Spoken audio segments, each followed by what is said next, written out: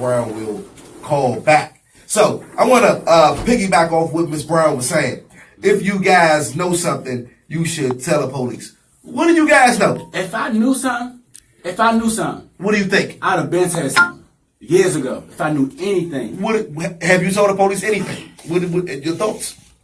I told the police that I really didn't know what happened, but from what I was told by Shamika and by Melissa, that's the information that I gave the police. The information that I'm sharing with y'all, I gave that information to the police. Michelle? Yes. Yeah.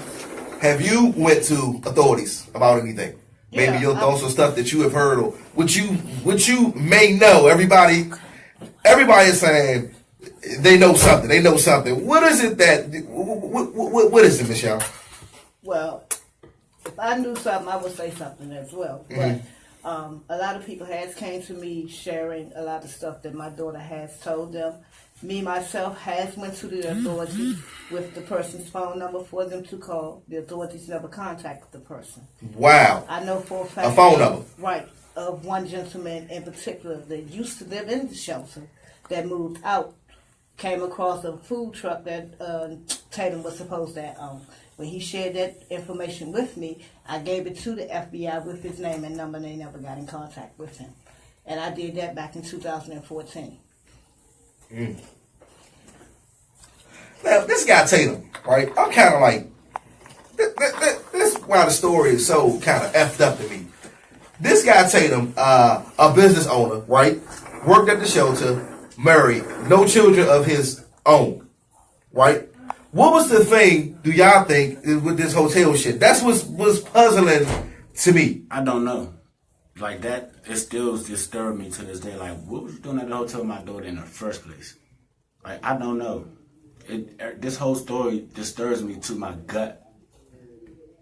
To my gut. It'd be days I want to call and cry to y'all, but I know y'all busy. I got to just deal with it myself. It make me sick to my gut. I don't like this man. Miss Young. Yeah. This hotel theory. That's the footage that they keep showing, Relisha with Tatum. And no parents around, nowhere. And even they mentioned it on the news with how comfortable Relisha was walking with her little bag into that hotel. Yeah, yeah. Now let me ask you this. Let me ask y'all this. I know you haven't. Let me ask you this, Miss Young. During this time, right, of that footage being shown on the news, did you guys talk to Tatum at all with those times that he had a relationship with him? No. Nobody never had talked to Tatum. Everything was going through Shamika. Right. During the times that he had her at that hotel, I always thought Relisha was with him at his house with his family. Until they showed that video of him and Relisha at the hotel. So your thoughts of him and Relisha at the hotel? I didn't know, really what to think of it. One, I couldn't understand why they was at the hotel. And then when they showed the video of them going in, they never showed the video of them two coming out, exiting the hotel. That's what's puzzling to me with this whole case. I think that there's more to it. I don't know what they did with that footage. I mean, you got somebody going in your hotel room. You gotta have them coming out. You got a surveillance camera running 24 hours a day, 7 days a week. You got the footage Where's of them going. Shamika at right now? She's still in town. Where's Shamika? Well, from my understanding, she just got back in town, so I don't know where she is now. Let me ask you this. I don't know. I don't have no contact with that lady. She shut me up because I got questioning her about my daughter.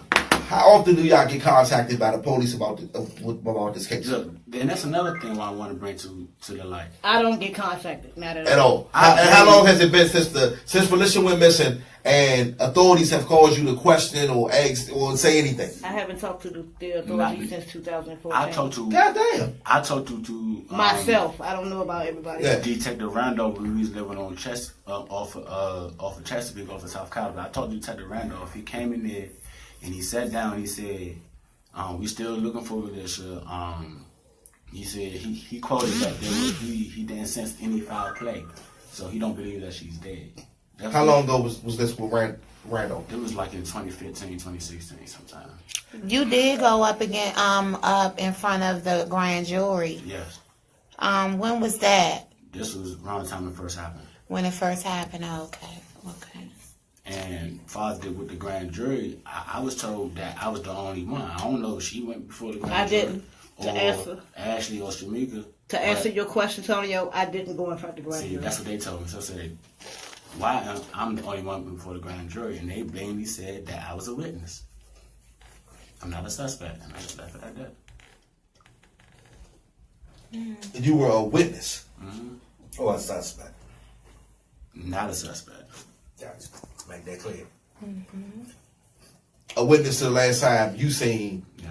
Relisha. Yes. Miss Young, you ain't go up there. You said I never been in front of the grand jury. It And- was rumors. and- It was rumors out there that I did, or was supposed to went in front of the grand jury, and I didn't appear. I never got no subpoena to appear in front of the grand jury. No law enforcement came to where I was staying at to inform me that I had to go in front of the grand jury. So I never went in front of the grand jury at all. And when I was in the grand jury, they was asking a lot of questions about you and Shamika. They asked one question about Shamika, but they had a lot of questions about you. But other than that, I was the only one before the grand jury.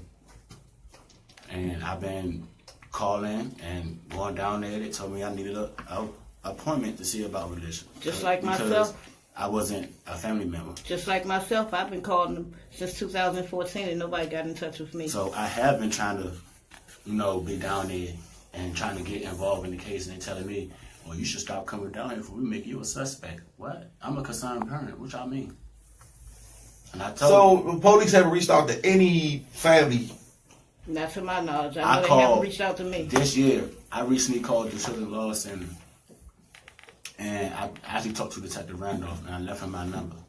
It was almost like 4 months ago. He did not call my phone and say, well, this will be at with the case, Mr. Wheeler. Or have you talked to such and such? Or have you talked to this person? Nothing. Not a text. Nothing. Not nothing. That same here, I don't get contacted now. But I have been, contacting the authorities. I was trying to get to my Brown, but she was constantly over talking me. But I have been wanting to be a part of these events. But due to me blocking myself out of all the other groups that they was doing events, and I appreciate their approach, but they was doing it in such a harsh and evil way. I didn't want to be a part of it. So I excluded myself, and I prayed to God, and God knows how much I love this little girl and how much I want to be involved in everything that got her name mentioned. But I had to exclude myself because I know my attitude and my temper is very short. So somebody say something wrong to me, I'm end up getting locked up at an event, and they would be on the news. Oh, the stepfather Relisha came out here and fighting everybody. He not supporting the fact that, but everybody want to say smart stuff to me. So I just excluded myself. That's what I did.